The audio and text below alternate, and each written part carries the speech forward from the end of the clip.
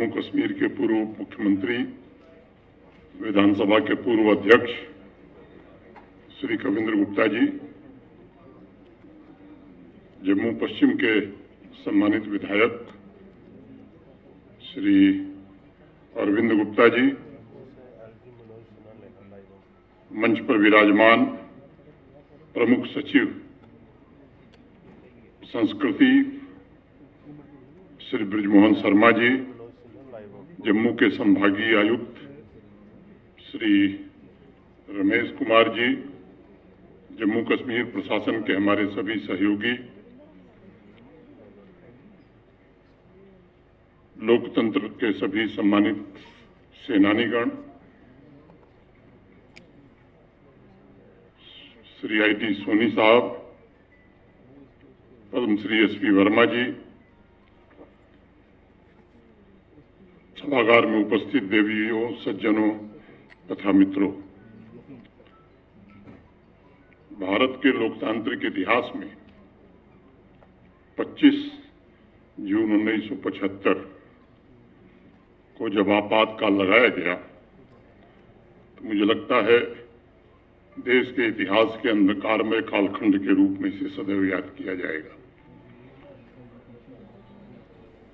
किसी भी घटना के 50 वर्ष ऐतिहासिक दृष्टि से बड़े महत्वपूर्ण होते हैं, चाहे घटना अच्छी थी या बुरी थी, और मुझे लगता है कि उसका मूल्यांकन करना 50 वर्ष बाद ये बड़ा आवश्यक होता है।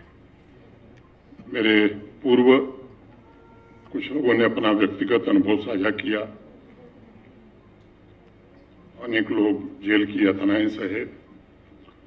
मैं भी विश्वविद्यालय का विद्यार्थी हो गया था 1974 में। अनेक हम लोगों के साथी गिरफ्तार भी हुए। 15 अगस्त 1975 को एक हम लोग से वरिष्ठ थे, विद्यार्थी परिषद के कार्यकर्ता थे, छात्र संघ काशी हिंदू विश्वविद्यालय के पदाधिकारी थे, उपाध्यक्ष श्री महेंद्र नाथ सिंह। छात्र संघ भंग कर दिया गया था। 15 अगस्त का एक बड़ा कार्यक्रम काशी हिंदू विश्वविद्यालय में होता था, तो मुझे जिम्मा था कि उनको उस स्थल तक पहुंचाया जाए। तो मैंने डॉक्टर वाला सफेद चोंगा पहन लिया था, उनको भी पहना लिया था। स्कूटर पर बैठा करके मैं उनको वहां छोड़ के आया, और जैसे उन्होंने नारा लगाया वो अरेस्ट हो गया। मैं स्कूटर लेके वापस आ गया।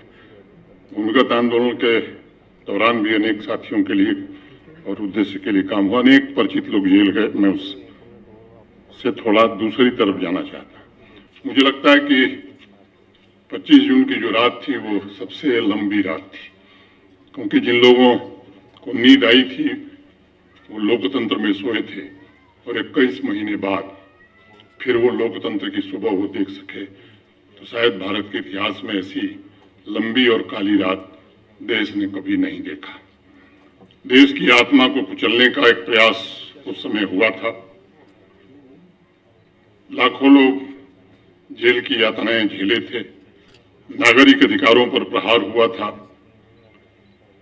नागरिकों को प्राप्त संवैधानिक सुरक्षा के उपायों को हनन कर दिया गया था।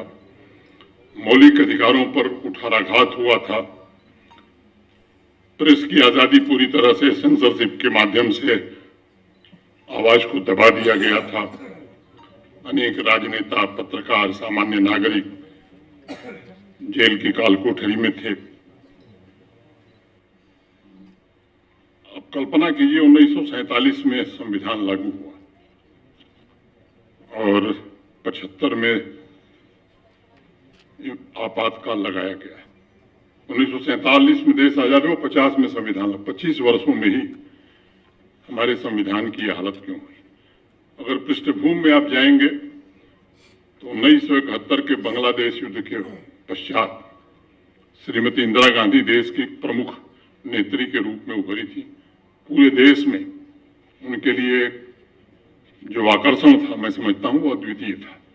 लेकिन 71 के बाद से लेकर के 72, 73, 74 इन 3 सालों में सरकार की साख में जिस तरह से गिरावट आई, आर्थिक स्थिति जिस तरह से देश की खराब हुई, युवा विद्यार्थियों ने गुजरात में हॉस्टल के मेस कि रेट बढ़ा दिए गए थे, उसको लेकर के आंदोलन शुरू किया कि इतना पैसा हम नहीं दे पाएंगे। और वो आंदोलन आगे चल करके जब लोकनायक जयप्रकाश नारायण ने उसका नेतृत्व किया, जब वो बिहार पहुंचा तो संपूर्ण क्रांति का आंदोलन बन गया। मुझे लगता है कि 25 जून से कम महत्वपूर्ण तिथि 12 जून 1975 नहीं है। 12 जून को 3 घटनाएं हुई। एक, इलाहाबाद उच्च न्यायालय का ऐतिहासिक फैसला। 1971 में श्रीमती इंदिरा गांधी जी रायबरेली से चुनाव जीती थी। उनके विरुद्ध समाजवादी नेता स्वर्गीय राजनारायण चुनाव लड़ रहे थे और उन्होंने इलाहाबाद उच्च न्यायालय में एक मुकदमा दायर किया कि अनुचित संसाधनों का प्रयोग करके, सरकारी तंत्र का दुरुपयोग करके ये चुनाव उन्होंने जीता है। और वो मुकदमा 4 साल चला। सरकार ने अनेक प्रयत्न किए कि किसी तरीके से जगमोहन लाल सिन्हा जी, जो इलाहाबाद उच्च न्यायालय के उस समय न्यायाधीश थे, उनको प्रभावित किया जाए। उस समय के इंटेलिजेंस ब्यूरो के एक वरिष्ठ अधिकारी इलाहाबाद गए और वो मैंने ऑफिशियल रिकॉर्ड पढ़ा है, नाम भी मैं उनका जानता हूं, मैं उनसे परिचित भी था। अभी 6 साल पहले उनकी मृत्यु हुई है। तो उन्होंने कहा कि justice Jagmohan Lal Sinha is unapproachable. और जो फैसला लिखना था तो सरकारी आवाज छोड़ करके अपने बड़े भाई के घर 5 दिन पहले वो चले गए थे और फैसला खुद ही लिखा और खुद ही टाइप किया। तो 12 जून को एक तो जगमोहन लाल सिन्हा जी ने फैसला दिया, इंदिरा जी का चुनाव निरस्त कर दिया गया। ये 10:50 पे फैसला आया। पूरे देश और दुनिया में इसको लेकर के एक वातावरण बना। और उस दिन सुबह 7:38 पर इंदिरा जी के सलाहकार श्री डीपी धर का निधन हो गया था। और एक तीसरी महत्वपूर्ण घटना उसी दिन हुई। गुजरात में विधानसभा के चुनाव हो रहे थे। 5 बजे गुजरात विधानसभा के परिणाम आए और कांग्रेस पार्टी बुरी तरीके से पराजित हो गई। और वो पराजय कांग्रेस की पराजय नहीं थी, क्योंकि चुनाव का नेतृत्व श्रीमती इंदिरा गांधी स्वयं कर रही थी। वो पराजय श्रीमती इंदिरा गांधी की थी। इन 3 बातों ने मुझे लगता है कि बड़ा देश में एक ऐसा वातावरण बनाया और बिहार का आंदोलन गुजरात के बाद विद्यार्थियों के बीच बड़ा लोकप्रिय हो गया था। बनारस में भी छात्र संघर्ष समिति, रोज जुलूस निकलना और कई नारे यहाँ बताए गए। नारा और भी था कि जयप्रकाश है नाम देश की चढ़ती हुई जवानी का। तो अनेक नारे पढ़े गए थे उस समय और विद्यार्थी बड़ी संख्या में निकलते थे। सबसे अमानवीय कृत्य अगर भारत के इतिहास में मैं समझता हूं कि कोई हुआ है तो देश के लोकतंत्र को समाप्त करना है। और ये जानना, जो लोग भुक्तभोगी हैं वो जाने, ये जरूरी नहीं है, क्योंकि उन्होंने तो उस यातना को, उस दुख को झेला है, उस पीड़ा को महसूस किया है। देश की युवा पीढ़ी जाने। भारत के, मैं कहूं कि स्वभाव में लोकतंत्र है। संविधान बनने के कारण हम लोकतंत्र के आधार पर चल रहे, ऐसा नहीं है। सनातन काल से लोकतंत्र हमारी रगों में बसा है, रचा है। इसीलिए लोकतंत्र की जननी हम कहे जाते हैं। किन लोगों ने लोकतंत्र को समाप्त किया? अब तो संविधान लहरा करके अनेक लोग वो बातें कर रहे हैं जैसे लगता है कि संविधान वो न रहते तो बचता ही नहीं। किन लोगों ने संविधान की हत्या की और कौन लोग संविधान हत्या करने वालों के साथ खड़े थे, उनको भी पहचानना बड़ा आवश्यक है, क्योंकि बड़ी बड़ी बातें वो लोग भी आज कर रहे हैं। तो इसलिए ये नई पीढ़ी को जानना ये बड़ा आवश्यक है। और उस दौर का स्मरण करके अभी कुछ लोगों को आपने सुना, समय नहीं था कि वो पूरा अनुभव बता सके।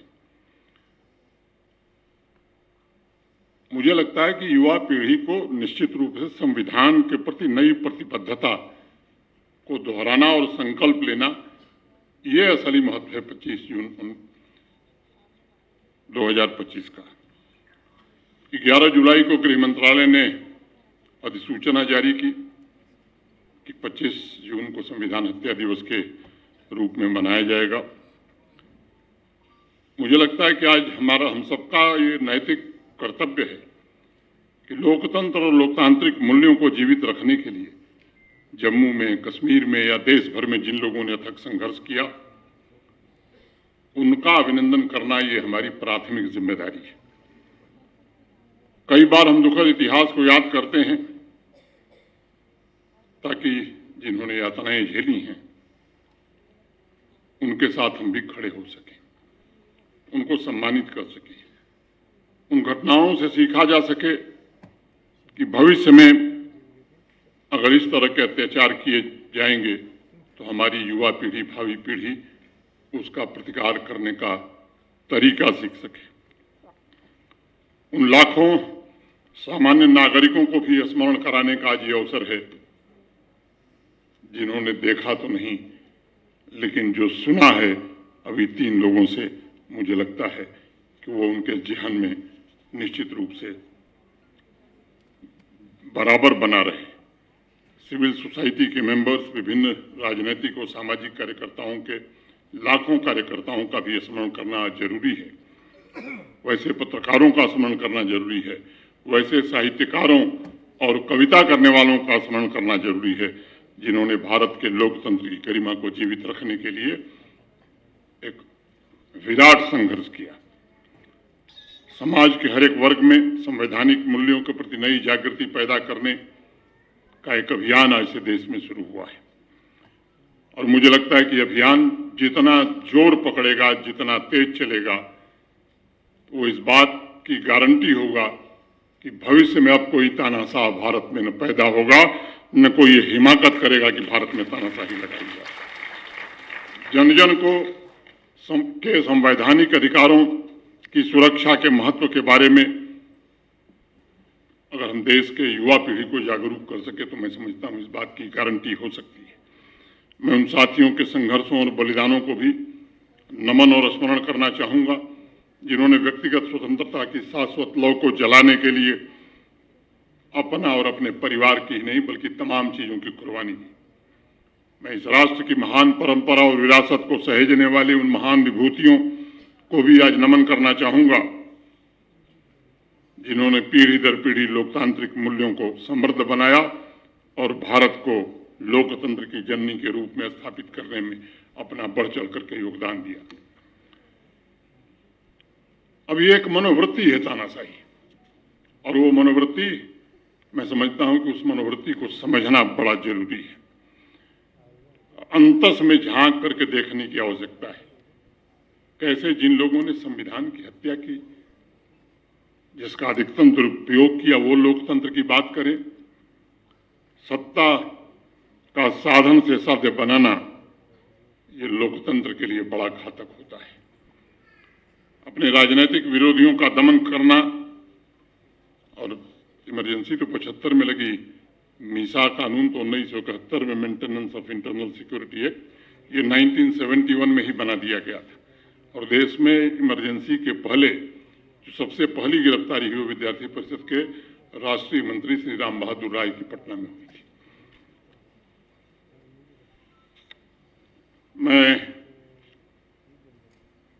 जेपी आंदोलन के संस्थापक संगठनकर्ताओं में श्री गोविंदाचार्य, श्री राम बहादुर, अनेक ऐसे नाम हैं जिनके साथ काम करने का अवसर हमें मिला है।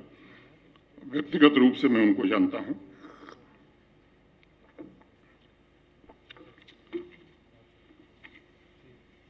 जब जयप्रकाश जी ने 11 सदस्यीय छात्र संघर्ष संचालन समिति बनाई थी, उसमें भी ये दोनों लोग थे और मैं समझता हूं कि पटना की जो विशाल सभा हुई विद्यार्थियों की, किसी को अनुमान नहीं था। आंदोलन से जुड़े हुए लोग स्वयं नहीं मानते थे। जब उन्होंने बंद की कॉल दे दी थी तो उनको लगता था कि लोग आएंगे कि नहीं आएंगे। पटना की सड़कों पर पुलिस, आर्मी, सीएपीएफ सब कुछ लगा दी गई थी, लेकिन 11 बजते बजते लगा कि पूरा बिहार पटना की सड़कों पर आ गया है और जो लाठीचार्ज हुआ जिसमें जेपी को स्वयं लाठी लगी गांधी मैदान में, नानाजी देशमुख, अनेक ऐसे लोग घायल हुए उस रैली में।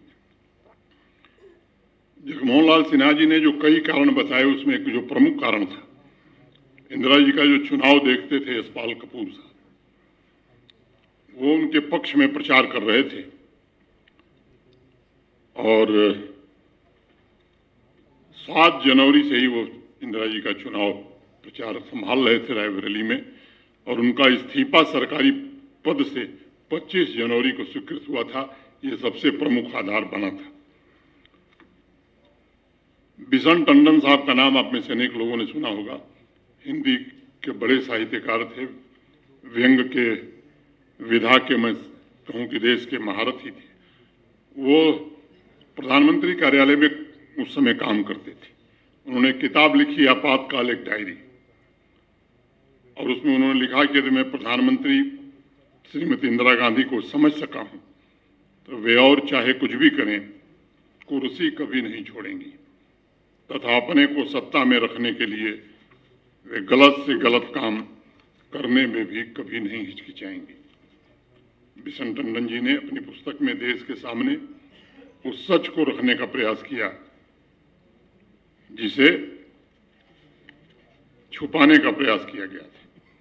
विपक्ष के सारे नेता, जेपी, मोरारजी भाई, अटल बिहारी वाजपेयी जी, चंद्रशेखर, मधुसूदन दत्ते, जॉर्ज फर्नांडिस, चौधरी चरण सिंह, किनका किनका नाम लिया जाए, सारे लोग जेल भेज दिए गए थे।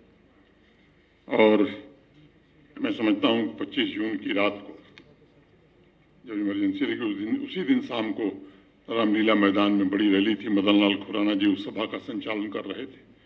ऐतिहासिक रैली हुई और 25 जून को ही, अभी आपने सुना खुद, देश के उस समय के राष्ट्रपति फखरुद्दीन अली अहमद साहब ने आपातकाल की घोषणा की थी। अखबारों में ताले लगा दिए गए थे। इंडियन एक्सप्रेस की प्रति आपने पढ़ी, कुछ भी छपा नहीं था। टाइम्स ऑफ इंडिया की बिजली काट दी गई थी। अनेक घटनाएं हैं। मैं युवा पीढ़ी के मित्रों से निवेदन करूंगा कि आज संविधान और लोकतंत्र की चर्चा बहुत हो रही है। मेरा एक आग्रह होगा कि बिशन टंडन की किताब आप जरूर पढ़िए। अगर आप उसे पढ़ेंगे तो मुझे लगता है कि आपको पूरी स्पष्टता आएगी। पता नहीं कितने अत्याचार हुए। बाबा साहब भीमराव अम्बेडकर और देश के हमारे पूज्य निर्माताओं के सपनों को तानाशाही से जिस प्रकार कुचलने का प्रयास किया गया, उसकी रक्षा में लाठी खाते हुए, अपनी जान की कुर्बानी देते हुए देश के अनेक लोगों ने इस संघर्ष को आगे बढ़ाया। इस जुल्म की इंतहा 1 सितंबर 1976 को, जिसका जिक्र स्टरलाइजेशन या नसबंदी के नाम से हुई।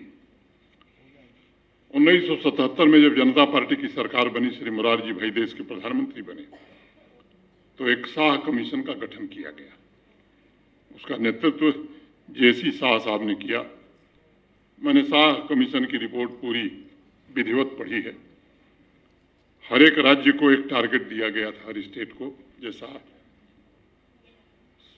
बताया भी गया। गांव में नसबंदी न हो तो गोलियां भी चली। न्यायमूर्ति जेसी शाह ने अपनी रिपोर्ट के पेज नंबर 178 में लिखा है कि हरियाणा के नगीना और पिपली गांव में क्रमशः 28 सितंबर तथा 2 दिसंबर 1976 को नसबंदी का विरोध करने पर लोगों को पुलिस की गोलियों का सामना करना पड़ा, जिसमें 4 लोगों की मौत हो गई। शाह कमीशन की रिपोर्ट में इस बात का भी जिक्र है कि अनेक स्थानों पर जबरन अविवाहित और बुजुर्ग व्यक्तियों की नसबंदी की गई। जो लोग इसका विरोध करते थे उन्हें पुलिस घेर कर पीटती थी। पेज नंबर 31 पर शाह कमीशन की रिपोर्ट में लिखा है कि 6 नवंबर 1976 को भारी संख्या में पुलिस बल ने उत्तावर गांव को घेर लिया था और 180 ग्राम वासियों की जबरन नसबंदी कर दी गई थी। एक अनुमान के मुताबिक उस भयावह दौर में देश भर में लगभग 1 करोड़ लोगों की नसबंदी की गई। लोकतांत्रिक मूल्यों की रक्षा में जुटे अनेक नेता, पत्रकार, सिविल सोसाइटी के साथी, चाहे वो गांधीवादी हों, सर्वोदयी हों, जनसंघ, संघ, समाजवादी, लोकदल, कांग्रेस हो, अनेक लोग थे। एक वरिष्ठ पत्रकार होते थे वीरेंद्र कपूर। एक किस्सा उन्होंने सुनाया। एक सत्याग्रही के हाथों और पैरों के नाखून उखाड़ दिए गए। मुजफ्फरनगर उत्तर प्रदेश के रहने वाले राजेंद्र सिंह जी ने बताया कि रात भर जो यातनाएं दी जाती थी उनको सहना कितना कठिन था। मैं समझता हूं इन शारीरिक यातनाओं के साथ साथ लोकतंत्र की आत्मा को जो चोट पहुंचाई गई वो शायद देश कभी नहीं भूलेगा। और नवंबर 1976 में 42वां संविधान संशोधन करके संविधान के मूल चरित्र को बदलने का जो प्रयास हुआ, हमारे देश के स्वतंत्रता सेनानियों और नीति निर्माताओं ने संविधान की जो प्रस्तावना रखी थी उसे ही पूरी तरह प्रियम्बल को ही बदल दिया गया। देश के संघीय ढांचे को कमजोर करने का एक कुत्सित प्रयास हुआ। न्यायपालिका के अधिकारों का हनन किया गया। जो लोग आज कह रहे हैं कि संविधान खतरे में है, उन्हें अपने गिरेबान में झांकना चाहिए। भारत के लोकतांत्रिक इतिहास में अगर संविधान की आत्मा का कभी खून हुआ तो वो 1975 में हुआ। अगर हमारी लोकतांत्रिक परंपराओं का किसी ने गला दबाया है या कभी दबाया गया तो 1975 में है। उस कालखंड में व्यक्ति को खुली हवा में सांस लेने की आज़ादी नहीं थी। कविंद गुप्ता जी ने अटल जी वाली वो शेर सुनाई आपको, अगर कुछ आप बोल दें सत्ता के खिलाफ तो भी आप जेल में होते थे। राजघराने से लेकर गरीब और दुर्बल लोगों को जुल्म सहने पड़े। हमारी नई पीढ़ी को ये जानने की आवश्यकता है कि कैसे तानाशाही ने 21 महीने तक लोकतंत्र को बंदी बनाकर रखा। नई पीढ़ी को ये समझने की जरूरत है कि कैसे लोकतांत्रिक मूल्यों को कलंकित करने के विभिन्न प्रकार के कुत्सित प्रयास हुए। नई पीढ़ी को ये जानने की आवश्यकता है कि आपातकाल के 21 महीनों में संविधान की हत्या कैसे हुई। नई पीढ़ी को ये जानना आवश्यक है कि कैसे अपने राजनीतिक स्वार्थ के लिए कुछ लोगों ने लोकतांत्रिक गणराज्य की रूह को लहूलुहान कर दिया। नई पीढ़ी को समझने की जरूरत है कैसे भारतवर्ष के प्राचीन लोकतांत्रिक स्वरूप को खंडित करने का कुत्सित प्रयास हुआ। नई पीढ़ी को जो अनुभवी लोग हैं, जिन्होंने खुद झेला है, उनसे मेरा विनम्रतापूर्वक आग्रह होगा कि नई पीढ़ी को ये बताने की आवश्यकता है कि कैसे लोकतंत्र के चारों स्तंभों को उस दौरान नुकसान पहुंचाया गया। नई पीढ़ी को ये भी बताने की आवश्यकता है कि कैसे साहस, संघर्ष और मूल्यों को प्रतिनिष्ठा से हमारे महान राजनेताओं ने, सिविल सोसाइटी के मेंबरों ने, सजग नागरिकों ने तानाशाही को पराजित किया था। एक कविता अटल जी की पढ़ी गई, कैदी का विदाई की कुंडलियां, उसी की 2 लाइन पढ़ी गई थी। उस संकलन की एक कविता की चंद लाइनें मैं भी उद्धृत करना चाहूंगा। जन्म जहां श्री कृष्ण का वहां मिला है ठौर, जन्म जहां श्री कृष्ण का वहां मिला है ठौर, पहरा 8 याम का जुल्म सितम का दौर, जुल्म सितम का दौर पाप का घड़ा भरा है, अत्याचारी यहाँ कंस की मौत मरा है, कह कैदी का विदाई धर्म गारत होता है, भारत में तब सदा महाभारत होता है, भारत में तब सदा महाभारत होता है। जिस प्रकार आम नागरिकों की स्वतंत्रता छीन करके उन्हें प्रताड़ित किया गया, मैं समझता हूं कि वैसा उदाहरण विश्व के किसी लोकतांत्रिक देश के इतिहास में नहीं मिलता है। और 1977 में जब लोकसभा के चुनाव हुए तो वो किसी महाभारत से कम नहीं था। और फिर कौरव परास्त हुए और आपातकाल समाप्त हुआ। और इसीलिए संविधान हत्या दिवस एक अवसर है जब हम समाज की उन साजिशों और उसकी बर्बरता को याद दिलाएं, उनसे संवैधानिक मूल्यों को अपनाने का आह्वान करें। एक आंकड़े के मुताबिक लगभग 1.5 लाख लोगों को अमानवीय तरीके से 19 महीने से ज्यादा जेल में रखा गया था। लेकिन जेल में संघर्ष करते हुए किसी भी प्रमुख व्यक्तित्व ने लोकतांत्रिक मूल्यों के साथ समझौता नहीं किया। मैं ऐसे तमाम महान लोगों को नमन करता हूं। उनके संघर्ष ने तानाशाही द्वारा वेंटिलेटर पर पहुंचा दिए गए लोकतंत्र को सबसे ज्यादा ऑक्सीजन दिया।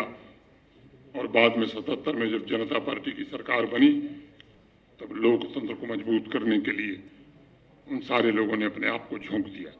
मैं उनका सम्मान करते हुए आज विशेष रूप से देश की युवा पीढ़ी से निवेदन करना चाहूंगा कि इस वर्ष पूरे शहर और गांव में संविधान हत्या के लिए जिम्मेदार लोगों को बेनकाब करने की आवश्यकता है। लोकतंत्र की हत्या के प्रयास में जो भी शक्तियां जुटी थीं, जो परिवार उसमें लिप्त था, उसकी जानकारी देश के जन जन तक हो, इसका प्रयास करना चाहिए। साथ ही समाज के हर वर्ग को संवैधानिक मूल्यों कि रक्षा का भी संकल्प लेना चाहिए। आइए हम लोकतंत्र की रक्षा तथा नागरिक स्वतंत्रता और गरिमा की रक्षा करने के लिए अपनी प्रतिज्ञा को फिर से आज दोहराएं। मुझे विश्वास है कि आपातकाल के दौरान लोकतांत्रिक मूल्यों की रक्षा में जुटे साथियों के संस्मरण हमें लोकतंत्र को मजबूत करने और विकसित भारत के निर्माण में जरूर प्रेरणा देंगे। कुछ बात कही गई है लोकतंत्र सेनानियों को लेकर के, ये मंच नहीं है कि मैं उस पर प्रतिक्रिया व्यक्त करूं, लेकिन मैं भरोसा देता हूं कि आपकी बात उचित जगह पहुंचे, ये मैं जरूर कहूंगा। मैं इतनी बात कहते हुए संस्कृति मंत्रालय के सभी साथियों के प्रति हृदय से कृतज्ञता ज्ञापित करता हूं और यहाँ आए हुए सभी लोकतंत्र सेनानियों का विशेष रूप से आभारी हूं। सभी आमंत्रित अतिथियों के प्रति हृदय से धन्यवाद देते हुए अपनी बात पूरी करता हूं। धन्यवाद। जय हिंद, जय भारत।